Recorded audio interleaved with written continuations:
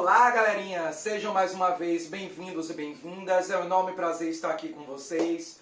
Eu, o professor Joel Nolasco, serei o seu guia nessa incrível jornada do conhecimento. E hoje nós daremos continuidade ao chamado Antigo Regime, o Ancião Regime e a Idade Moderna, falando do absolutismo. O absolutismo, galera, que é o sistema político dominante da Idade Moderna na Europa e que nós iremos definir um pouquinho mais à frente, mas por agora nós temos que saber que ele é um sistema político centralizado, autoritário, onde o poder está todo na mão do rei.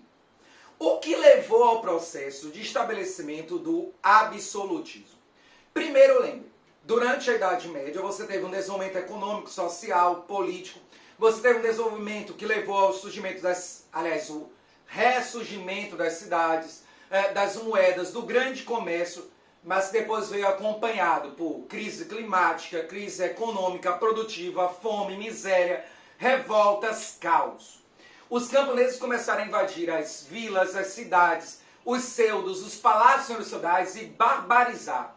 E, portanto, se estabeleceu a insegurança. E o próprio nobre desejava estabelecer a segurança de volta. Como estabelecer a segurança de volta? O seu exército feudal dividido, esfacelado, com cada senhor feudal tendo sua própria tropa, não era capaz de controlar as revoltas sozinhos. Então era necessário fazer um exército nacional com um poder maior, centralizado, que tivesse muito mais força. Para quê? Para controlar essas revoltas e trazer a ordem e a paz. E foi nesse sentido que os senhores feudais acabaram fazendo uma aliança com o rei. Então a primeira aliança para o absolutismo não foi rei e burguesia, mas sim rei e nobreza feudal, entregando o exército que ele tinha ao rei, para o rei controlar essas revoltas. Esse rei, obviamente, vai mais à frente assimilar essa nobreza como membro do Estado, vai centralizar o poder nas suas mãos e vai usar esse próprio poder militar para submeter a nobreza, mas sem excluir ela do poder.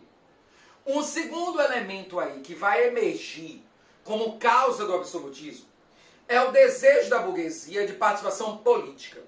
A burguesia já havia ascendido economicamente, socialmente, culturalmente, mas precisava e desejava participar da política. Não só precisava, mas também desejava. E é nesse sentido que ela deseja participar da política, inclusive para conseguir fazer com que o Estado, o governo, a organização social ditasse regras econômicas benéficas a ela. É nesse processo, então, que a burguesia irá necessitar de uma uniformidade econômica com a uniformidade de moeda, peso, medida, impostos que facilitem o comércio. E é sobre essa necessidade que a burguesia vai fazer uma aliança com o rei, apoiando a formação do exército real e do Estado real. Uma terceira causa de implantação do absolutismo é o estabelecimento de uma religião oficial, predominante, hegemônica e quase única, a católica, ou melhor, a cristã dentro da doutrina católica, que irá justificar tudo através de Deus e dizer que o rei era rei porque Deus queria, ser um representante de Deus na terra. Uma quarta causa é o surgimento de uma língua nacional. Cada região da Europa tinha sua própria língua. A Itália mesmo tinha diversas línguas. Mas aos poucos, no processo de formação do Estado Nacional, foi se formando também uma língua nacional, o que facilitava a criação de uma identidade cultural única dentro daquele território, facilitando a formação do Estado Nacional e do próprio absolutismo. E por último, a última grande causa é o desenvolvimento de uma infraestrutura produtiva, econômica, social criada pelo Estado. O Estado vai desenvolver um sistema de obras públicas que vai criar estradas, portos, pontes, diminuindo de forma relativa, metafórica, a distância, facilitando que antigos feudos, cidades, vilas isoladas se comuniquem e troquem informações entre si, comece a praticar o comércio entre si, comece a compartilhar costumes e caracteres culturais e formar uma mesma identidade cultural. o que de forma objetiva facilita a formação do Estado absolutista. Entendidas essas causas, nós temos que entender também que esse absolutismo, então ele vai assimilar tanto a nobreza como a burguesia como elementos burocráticos do Estado. Se a nobreza feudal perdeu o poder absoluto sobre os feudos, ele ganhou agora um poder relativo dentro do Estado. Então ele perde o poder de fazer o que quiser a micro-região, mas ganha um poder específico em uma macro-região.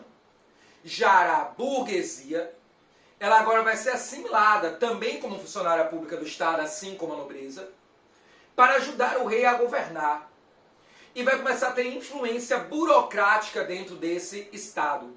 Inclusive a burguesia financiando o desenvolvimento do Estado absolutista, para que esse Estado absolutista, através do rei, desenvolva o mercantilismo e as práticas comerciais.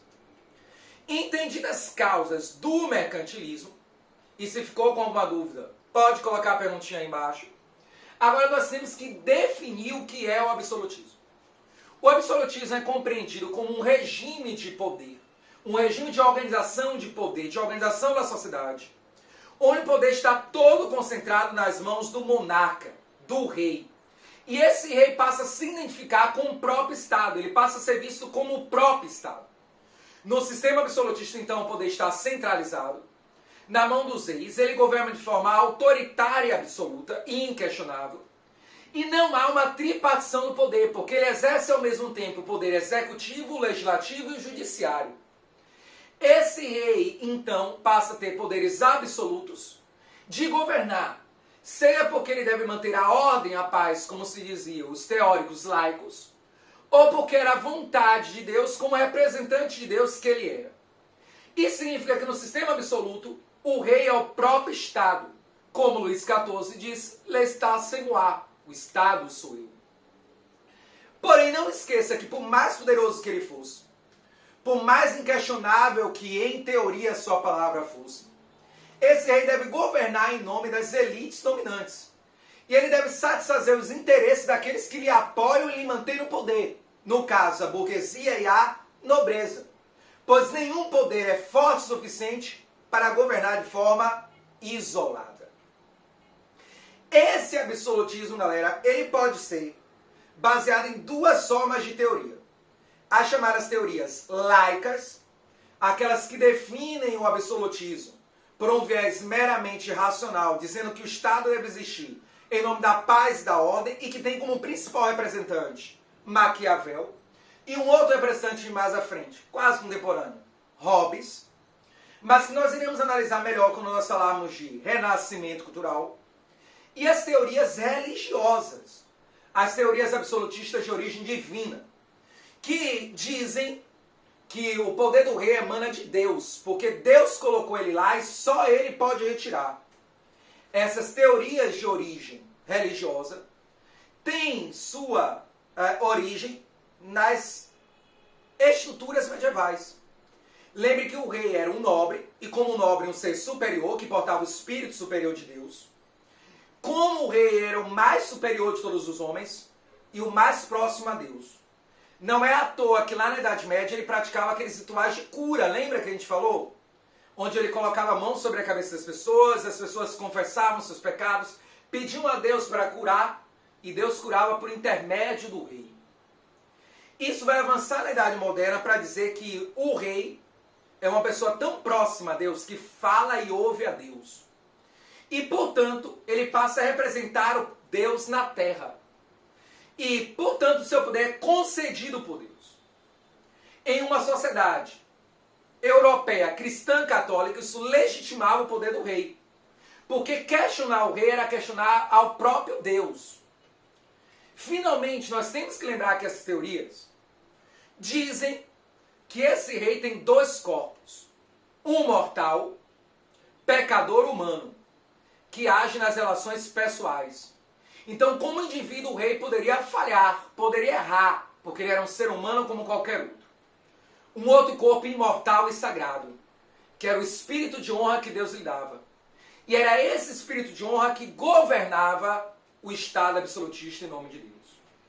Os dois grandes teóricos do absolutismo são Jean Bodin e Jacques Busson. Vamos começar por Jean Bodin. Jean Bodin vai escrever uma obra chamada 6 livros sobre a República, onde ele analisa a República Romana, entre outras, e traz todos os problemas da República, do sistema republicano, sobretudo da crise republicana do Império Romano. E é aí que ele vai dizer que os homens, em uma república, governam a si mesmos, mas homens comuns, não honrados, sem Espírito de Deus. E é isso que faz o poder republicano se corromper, porque são homens que são pecadores por natureza. Para evitar isso, quem deveria governar então, segundo Jean Bodin? O rei. O rei que deveria governar porque ele é um homem honrado, com espírito superior, legado a ele por Deus. E que ele vai passar a representar a Deus na terra, tendo um poder inquestionável, estando acima da própria lei. Então, segundo Jean Bodin, o rei deve criar a lei, julgar perante a lei e executar a lei. E, portanto, não existe tripartição de poder no sistema de Bodin. O rei cria a lei, mas ele mesmo não está subjugado a ela. Porque o rei tem que fazer tudo o que for necessário para manter a vontade de Deus, mesmo que pareça pecado aos olhos humanos, porque essa é a vontade do Criador. E, portanto, o rei para Bodin é um ser amoral, está acima do bem e do mal. Já Jacques Busson vai tirar a ideia da origem do absolutismo das Sagradas Escrituras. Ele vai dizer que Deus criou o Estado monárquico absolutista quando coroou Saul em Israel como rei dos hebreus. Nesse momento, então, foi um decreto de Deus a criação de um Estado monárquico absolutista de origem divina. E que, portanto, a criação de um Estado onde o rei representa Deus na terra é uma ordem direta de Deus e não só sua vontade. Além disso, ele defende também que o povo já está acostumado a ser governado por reis, por figuras só centralizadas desde a antiguidade. E que, portanto, isso garantiria uma estabilidade por uma tradição cultural do poder real. Utilizando essa tradição cultural do poder real, e a ideia de que a monarquia é, no sentido absolutista, um decreto divino, Jacques Busson vai defender que todos os súditos estão submetidos ao rei. Que todas as pessoas estão submetidas ao rei porque ele é a vontade de Deus. Afinal de contas, segundo Busson, o poder do rei, na verdade, não é o poder de um homem, é o poder do próprio Deus. O trono não pertence àquele homem, àquele rei, mas sim a Deus. Aquele rei apenas usa dele em nome de Deus e orientado por Deus. E, portanto, questionar a vontade do rei não é a questionar a vontade daquele homem, mas sim do próprio Criador. Fazendo, nesse caso, também o rei algo inquestionável, todo-poderoso, o próprio Estado e um representante de Deus na terra.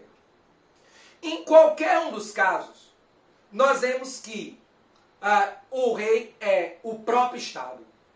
Nós vemos que o rei é inquestionável, que ele está acima do bem e do mal, sendo amoral. Mas para Bodin, o processo de criação da monarquia absolutista vem da vontade de Deus, porque Deus colocou um homem superior para governar.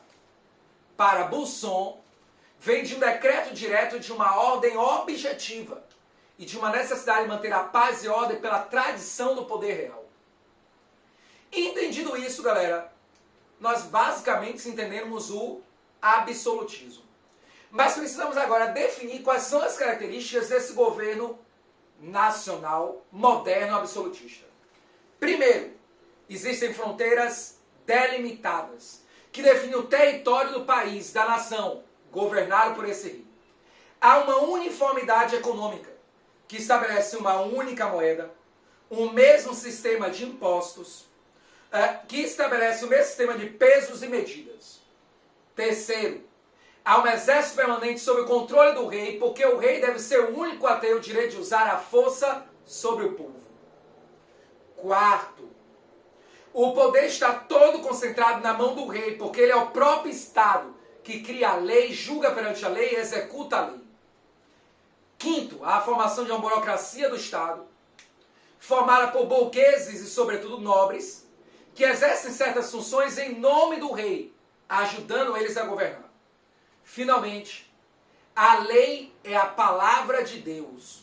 E, portanto, a lei é a vontade do rei, que deve ser exercida apenas pelo rei. Isso faz com que haja diferenças radicais entre a monarquia feudal e a monarquia absolutista. A monarquia feudal é descentralizada, porque o rei era rei, mas não governava. A monarquia absolutista é centralizada, o rei é o próprio Estado e tem todos os poderes. A monarquia feudal vai ter vários exércitos, porque cada senhor feudal tem seu exército. Vai ter vários sistemas econômicos, porque cada feudo tem sua moeda, seu sistema de tributos. E vai ter vários sistemas jurídicos, porque cada feudo tinha sua própria lei do senhor feudal. A monarquia nacional absolutista tem um sistema econômico centralizado, com uma mesma moeda, um mesmo sistema de tributos.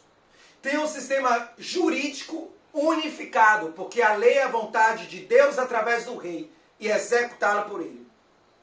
Tem um único exército a serviço do rei. Finalmente, galera, a monarquia absolutista tem um único território que o rei exerce todo o poder de forma absoluta dentro dele. Na monarquia feudal, apesar de poder existir um território nacional, ele não é completamente definido. E ele está dividido em feudos que repartem o poder perante os senhores feudais. Com isso, nós concluímos o absolutismo. Espero ter ajudado. Se você gostou da aula aí, desse resumo, é apenas um resumo, dá uma curtida e nos segue no canal. Nos ajuda a crescer para melhorar o trabalho para vocês. Um beijo no coração e até o nosso próximo encontro com o Renascimento Cultural, galera. Fui!